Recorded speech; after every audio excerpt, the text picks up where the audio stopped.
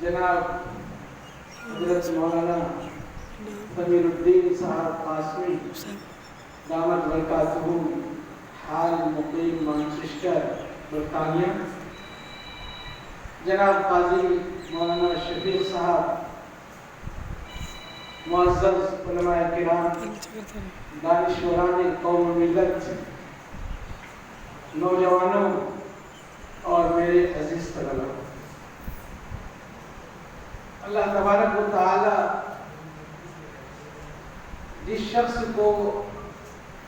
دین و دنیا دونوں جگہ نمایاں کرنا چاہتے ہیں، چمکانا چاہتے ہیں، تو بچپن ہی میں وہ ذہانتیں،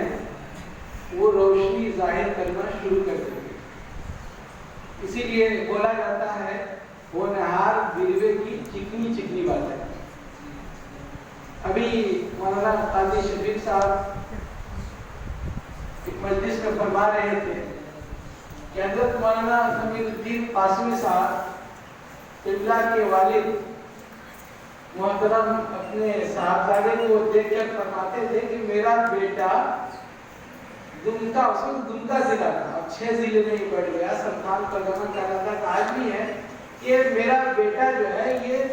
سنتھال پرگنہ دمکا ضلع کا چاند بنے۔ لیکن اللہ کو منظور یہ تھا کہ صرف دمکا ضلع نہیں بلکہ یہ عالم کا چاند بنے۔ اللہ نے ان کے والد کی دعا اور نظر سے بڑھ کر دیا، اور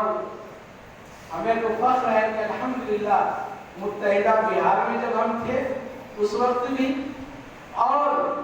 اب جب کہ جھارکھنڈ الگ ہو گیا ہے، اب بھی اگر ہمیں اپنے اس صوبے پر کسی شخصیت پر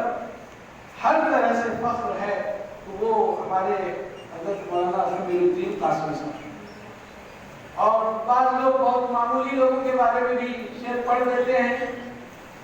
لیکن اگر شاعر نے کسی شخصیت کے لیے یہ شعر کہا ہے تو حضرت مولانا اس پر صادق آتے ہیں کہ ہزاروں سال نرگس اپنی بے نوری پہ روتی ہے، بہت مشکل سے ہوتا ہے چمن میں دیدور پیدا، اور مت سے ہمیں دانوں پھرتا ہے فلک برسوں،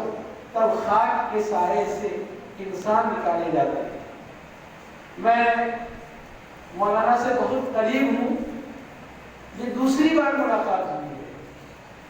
ایک بار بہت چھوٹے میں مولانا سنگھپور مدرسے کے اور سرپرستی فرما رہے تھے تو نانا سے ملاقات کرنے کے لیے آئے تھے، تو میں بہت چھوٹا تھا لیکن سلام اور مصافحہ کیا تھا، دعا لی تھی، اس دعا کا اثر ہے کہ اللہ نے مجھے بھی کچھ دے دیا ہے۔ مولانا سے میرا رابطہ بہت گہرا ہے۔ جب مولانا سے فون پر بات ہوتی ہے تو کبھی آدھا گھنٹہ مولانا سراجی کے مسائل بھی سمجھا دیتے ہیں، اخبار الہدایہ کے بارے میں بتاتے ہیں، تبرک العقائد، اس کا عربی ترجمہ بھی ہوا ہے، اور بیروت سے اہل حدیث علماء سلفی علماء نے شائع کیا۔ میں سمجھتا ہوں کہ عقیدے پر اتنی مضبوط اور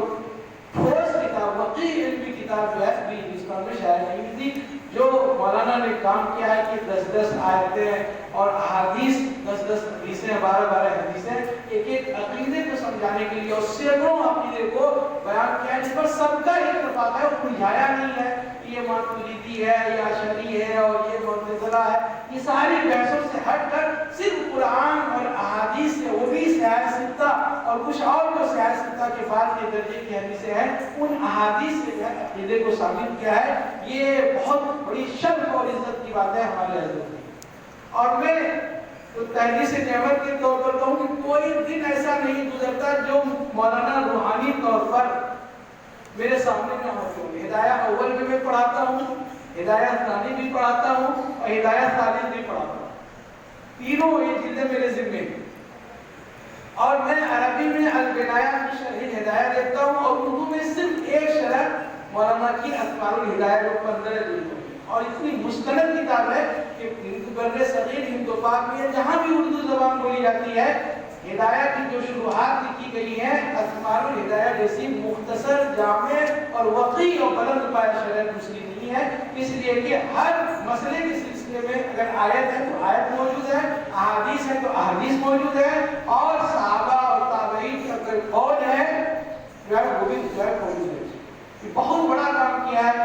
طرح اشرح السمیری جو ہے حضوری کی جو شرح ہے بہت ہی معرکۃ الآراء شرح ہے، جس کو میں جب حضوری پڑھاتا تھا 13 سال تو روزانہ میں اس کتاب کو خاص طور پر مطالعہ کرتا تھا۔ مولانا کی سادگی کا کیا کہنا کہ مولانا جس مقام پر ہے، جس ہستی پر چاہتے تو انووا اور بہترین جو ہے لگژری گاڑی میں گھومتے، علاقے میں لوگ آگے پیچھے کرتے، لیکن مولانا نے کہا کہ جو پیسے ہم کرائے میں خرچ کریں گے، گاڑی پر خرچ کریں گے، اس پیسے کو جو ہے غریبوں، یتیموں اور ضرورت مندوں میں خرچ کر دیں گے، اللہ کے یہاں قبول ہو جائے گا۔ مولانا کی سادگی کیا ہے وہ آپ دیکھ لیں۔ بس ایک آخری بات کہہ کے وقت بالکل نہیں ہے، میں اپنے ان ہونہار بچوں کو جن کی آنکھوں سے ذہانت ٹپک رہی ہے،